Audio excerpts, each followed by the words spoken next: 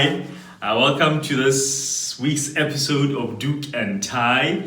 My name is Kylie. This is my beautiful wife Bonang.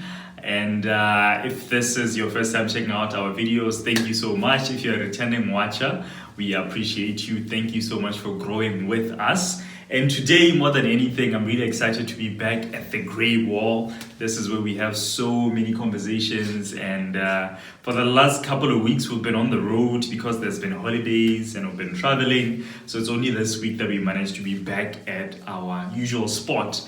And we're so excited to be sharing this with you on this particular day. Hi, babe. Hi. How are you? Fine. Now, before we go any further, I'd like to share my very own wife. So let me quickly describe how we get dressed in this house, right? If we're going out or going out, the two of us going out or are shooting, she always dresses up first. She finds something to wear, even if it's not dressing up or just whatever outfit that she wants. And then after she puts on something, I go peep her, oh, you're wearing green. So let me also find something green so that, we match. There's a bit of coordination to it. And today, when I came to peep, okay, you're wearing green. Let me find like a green shirt. Can you please get your own individuality? Get a sense of self. Sense of self? It's only been what, babe? 3 years. You already feel like I'm too much, eh? It was today when I was told for no more matching outfits. I should just get a sense of self and have my own sense of style. Yeah, that's what you're saying. Nekiri.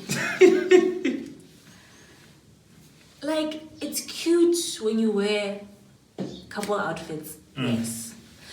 But anything in excess is too much. So let's not overdo it. My excess? Are you calling me excess now? Yes, excessive. How am I excessive? Let's not overdo it. Couple outfits are very cute. They're the cutest thing out there. I like it when we wear like similar clothing. Together. But not one home, not every day. He wants to wear what I'm wearing. It's just the color coordination thing. Like when I was sitting here, I got a little white, very red, and I'm wearing like blue. That's not gonna, So I try as much as possible. And the worst part is, it's so intense to the point that he'll even go see what I'm wearing, and then I'm wearing sweats and a grey tee. He'll go wear sweats and a grey tee. Big. Baby, that's fine. It's called coordination. Hashtag couple goals. Yo, so if you're watching this on Facebook, a big shout out to you. If you're watching this on YouTube, a big shout out to you as well. Make sure you subscribe to Doek&Tie on YouTube and like the page on Facebook as well. So how are your holidays, man? I feel like there's so much has happened since we've been back to the Grey Wall. It's funny you should ask. Yeah. I want to a little more. Yeah, but I've never asked you how your holidays were just because we're together. They weren't very holiday. Are you well rested? They weren't very holiday. No. Yeah? I know you did a lot of traveling. I have a lot of assignments. School. Okay. So on today's episode, what episode is this? 28? Something. 27, 28? I think it's 27. Episode 27 of Doek&Tie. We wanted to talk about couple gifting. AKA becha. Me and my wife, most of the time, we're scrolling on social media or just watching TV, movie series, and we tell her like a brand new car, or the woman is there surprises the man with like a new house that the man didn't know anything about. And I'm like, yo, babe, one day, just one day for my 30th birthday, give me that C63 that I want, that AMG. And she's like, I can't surprise you with anything of that amount because we share resources. So it got me wondering, people who are able to surprise each other, how exactly do they do it? Especially if it's things, it requires a lot of capital. You have to invest a lot of capital into, cars are not cheap, houses are not cheap. How do they do it? House-wise, they're not cheap, so you probably get bank financing. So how would you get a mortgage without your partner knowing? So now I'm of the view that it's possible. I want her to surprise me with her bands, but she feels like she can't do it because it costs a lot of money. And there's no way she can pull it off without me knowing. So how am I going to get $1 million? Without you knowing? Don't you have $1 million stashed here somewhere in this house? Honey, I don't know if you think I'd be here. Baby, what the fuck? Fam, I would move with the weather. I'd never. Winter, I can't go. Yeah. So if you had $1 million, you wouldn't be here? Not that I wouldn't be with you, but I just stress. You just said if No, you had I $1 mean, million. like, if I had a million, fam, I'd be living my best life. Which in no way says this is not my best life. Yeah, no, it's fine. You can defend it. Hey, my God. 1 million, go on. So, how would I go about surprising you with a car that is... I'm thinking Mercedes-Benz, right? So if I want to buy you a Mercedes-Benz... We're looking at 500 plus. Yes, we're looking at $500,000 minimum. That's minimum is like getting... Like the lower versions, like the stock. ABCs. That aren't zhuzhed up or anything, just like very basic. No enhancements to the car. No enhancements whatsoever. Yeah. So, no customization. Yes. So the question is still, it still remains, if you're married, I think when people are dating, it's completely different because when you are dating, you are not really accountable to the other person in terms of finances. You guys still live separate lives. They have their own money. You have your own money, right? That's dating. But the minute you are married, your money and her money becomes family resources. So it just becomes a pool of resources that you guys pull from whenever you want to do something or you want to buy something. So the question still remains, how do you then go ahead and surprise your partner with like something lavish? Such as a car or a house or a yacht. Vacation, I think it's doable. No. You can't surprise me with a vacation? I don't think I can surprise. If I wanted to surprise you with a vacation, it would have to be like a vacation that is not prepaid. We pay when you get there. We pay when we get there. I just do the bookings. And then when we get there... You have to pay. We swipe. Yeah, so maybe this is just us, but this is something that we've been discussing in our household. Hey, but how people seem to be doing it every day. We see women breaking down at car dealerships. Oh my God, I didn't expect this. Maybe they're like rich. Yeah, that's the other thing also that I was thinking about. Can I maybe reveal a tax bracket now? Like where we are, really beginners. Maybe we'll get to a point where $1 million can just leave and you won't know. But that's also dangerous. I feel... Yeah. Like, even if we have, like, our mini little separate funds that we can do stuff with, how do you get to a point, your fund is enough gore o ka ntsa o bonkisa Paris? Yeah. Kana o ka ntsa o bonkisa, like, Santorini? Like, how do we get there? Paris is Santorini. Yes, Paris is way cheaper than Okaman. Wow, yeah. So, like, how do you take me to like a private gaming facility in the Delta without me knowing, without like any bank notification or anything? Yeah. Like, how do you pull that off? Because we want to start doing it, but we currently we can't. The logistics of it. Yeah. So if you're, married or you are in community of finances with your partner, please let us know in the comment section. How much are you guys able to spend without the other person knowing? Is it a matter of after I've done it? Is it a matter of I just do it? They don't need to know. I have my own finances. They have their own finances. Like, how does that work? I think we've talked about finances or how we approach finances as the Kalis in one of our episodes, Corona, it's quite different. Like I was saying, her money, my money, is family resources, and then we pull from that whatever project that we need to do or whatever we need to purchase, right? So maybe for other people it's different. And then every time while being a caster, if you want to do something, maybe it's instances like that. That's when people are able to correctly couple gift, right? But we're only talking about like extravagant gifting, I get. Yeah, no, extravagant, yeah. Not flowers. Flowers you can pull it off. Yeah, so you can pull off like flowers or... Yeah. You work about the like yachts, houses, extravagant vacations. How do you guys do it? Like, how do you couple gift Hadilevele? Because I'm not currently... Excuse me, we're just here. Okay. I still want my car. Clearly we are in a lower tax bracket. Fab. Yeah, ne? Yeah, because I feel like that's the only way. Well, not the only way. Kinda maybe it's because with other... But even if you're not... How do I put this? Even if you're not in community of property, certain documents that you would require, your spouse will find out. Yeah, they need to initial. Yeah. They need to say, yes, we're not in community of property. Yeah, so you can go ahead. Or yes, we're in community of property. So, like, how do you do it? Can they do the paperwork afterwards? I've had this discussion with a couple of people a couple of people when they've been married for a while. What they were saying, the only way you can surprise your spouse with a car, maybe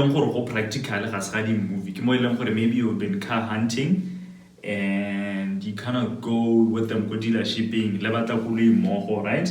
And then later on you tell the dealership, no, deliver that car.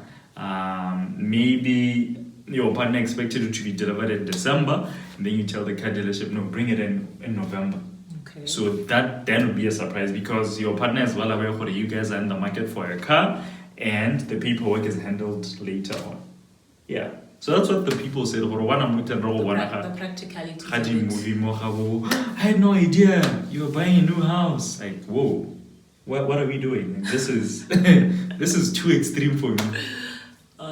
Yeah. So I think it just for me, this particular topic, it just goes to show what sometimes certain things that were sold on social media are not necessarily true or are not necessarily realistic of how we live everyday life, because you'd be there scrolling on Instagram,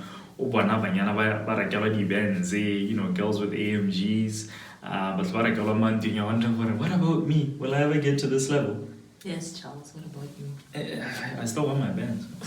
And then when you finally get there with your person, trying to figure things out, you're like, but hey man, this finance thing is not as easy as I thought it would be, because being married means you're accountable for the family resources. I'm held accountable for, our money. She's held accountable for our money. So there isn't any big spending that you can do, well, in this particular family without the other person knowing. So I don't know, man. Is it social media just used as a mirage here? Why it gets about, or this is how other people are living, and now I just on a different tax bracket. So do let us know. Do let us know in the comment section how you and your person, or whether it's fiance, boyfriend, girlfriend, or husband and wife, are approaching couple gifting, right? Because Rona thought that we went into practically. These days, I'm excited when Bonang buys me a blender. I'm like, yes, new blender. We get excited at buying each other household gifts. I know that's bad, right? It's very bad, but we like the practicality of it. It's weird when you become like a certain age. Yeah. Let's not say you become like a certain age. When you certain stage in life, I think. When you're trying to like sort of turn your house into a home. Yeah. There are certain things that you will appreciate very, very much, and I was shocked one day. I almost cried at a dealership. You want to tell the story now? Why am I saying at a dealership? No, it's fine. Finish the story. You can tell the story. It's fine. I won't tell it. Just know that I almost cried. Not almost. I cried. Baby, tell the story. It's fine. So at a certain age, you realize what there are certain things that make you feel a certain way.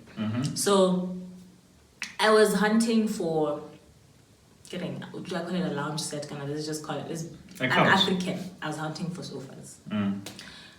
So then, yes, she starts off by showing me like these very expensive chairs the sales lady. Okay. She starts by showing off these expensive chairs that I would never afford unless I sold like a kidney. And then I'm just there thinking, so this is like the price range. And then she takes me through it. And then she takes me upstairs. Upstairs, there are my beloved chairs. I'm like, yes, Father Lord. And then I see the price. I'm like, yes, it's within my budget. And then cherry on top, cash price is different from the price you see. The cash price is less. It was a saving. And then, unfortunately, at that point, like, we do stuff together. Yeah. So we make decisions together. So I wanted him to come see the chairs, but he couldn't come see the chairs. How's it work? He was at work. And then guys, I begged this lady. I was begging. I swear, I was begging this woman because I didn't want to lay by the chairs because the lay by price was different from the cash price. So I wanted to just, swipe. Yeah. And then. Well, that's the point you went and got me. You had to wait. This was like around lunchtime. Right? You had to wait for me to knock off couple of 4 or 5. Imagine. And we rushed to the furniture store. And I get there so excited. I'm like, Booba, I found our chairs. Yes, I found them. And then I'm looking for the lady. I can't find her. I'm like, you know what? It's fine. I know where the chairs are. I run upstairs. My husband's behind me. Guess what I find on the chairs? Sold. A sold sign. I was like, I was like, okay, so I talked to her, so I'm assuming maybe she put the sign there for me. Yeah. I'm like, okay, so I look for her because I'm confused now. I'm confused and I'm not happy. I'm looking for her. I find her. I'm like, hey, the chairs. So what happened? She's like, so someone else bought them. Yeah.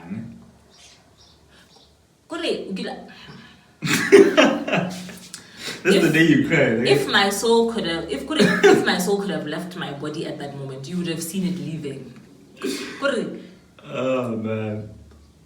And I couldn't do anything or help. That was the thing. The worst part was I heard this woman's words, but I'm like, how? What do you mean you sold them? How? After she promised you, she made promises.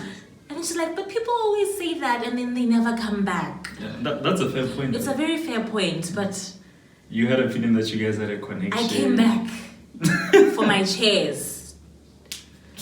And, yeah. So the point here is we're very attached to house stuff now. Like we get excited over rags, blenders, curtains. Curtain rails, it's so weird. Yeah. So in terms of couple gifting, that's as far as we go. Yeah. Like if I were to get him something major, it would be like a lawnmower, but... I actually want a lawnmower now. Yeah. So a big thank you for checking out another episode of Doek&Tie. I believe this is episode 27, race to 30, right? Almost at 30 episodes.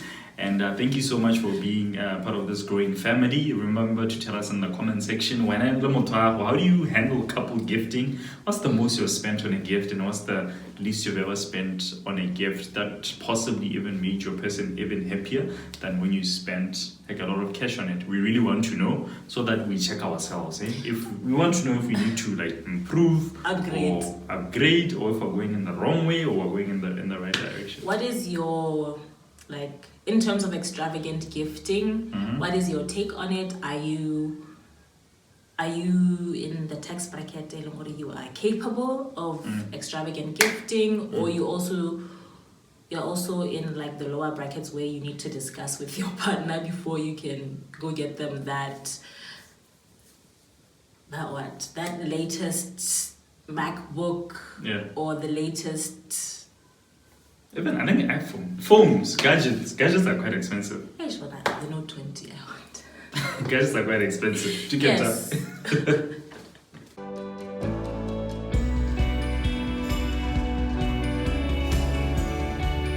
So I think the past week has been really unnerving for a lot of YouTubers. I don't know if we consider ourselves YouTubers. We put our stuff on YouTube, but I wouldn't think we qualify to be called YouTubers. Yeah. Botswana and the Bansi family lost one of the most beloved YouTuber Botswana has ever produced, being Zibo Bansi.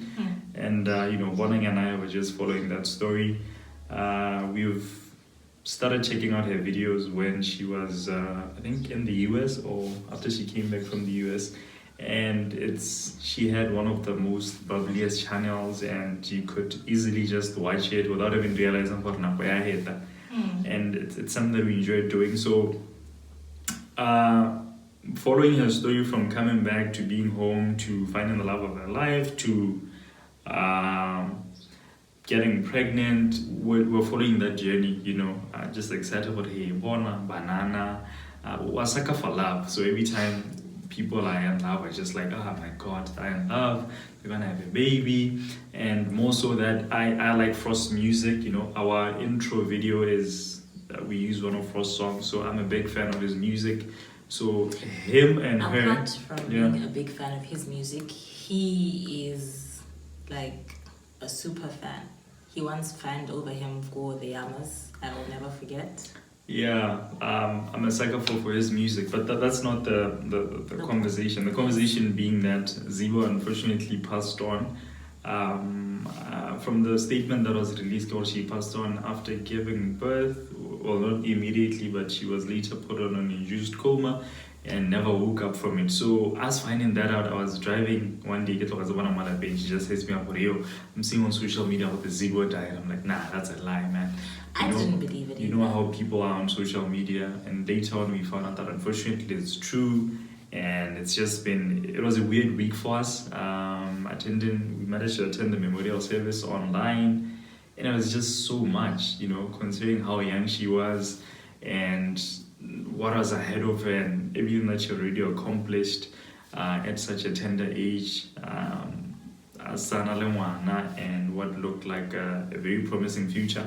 So I think Doek&Tie would like to take this opportunity or this moment to just wish the family well, and also wish Frost. I don't know what even saying wishing him well is the right word. But for him to stay strong, especially for their daughter. It's definitely can't be easy for him or the family, because it wasn't quite easy for us. We still didn't believe it until one at a memorial service. So it was just one of those things, man, where you just left speechless for age. Young lives lost, so much potential, so much that they were looking forward to. So yeah.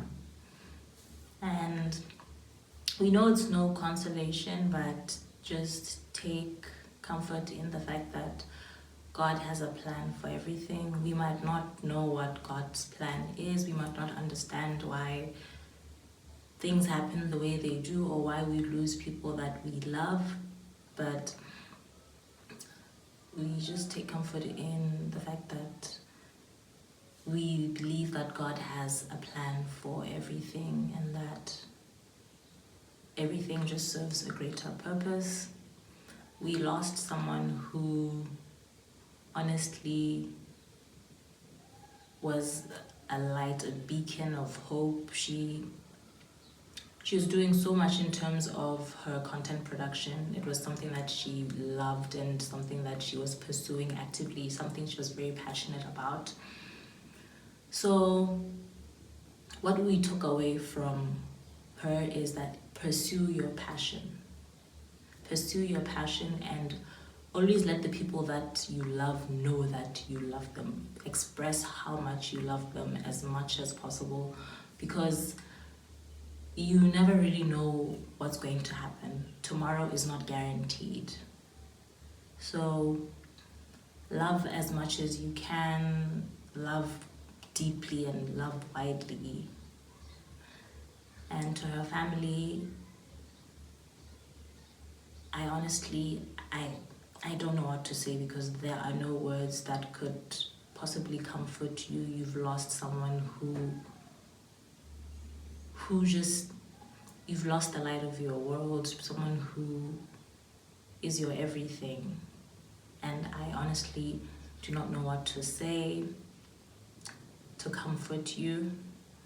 I hope that God will comfort you. Yeah.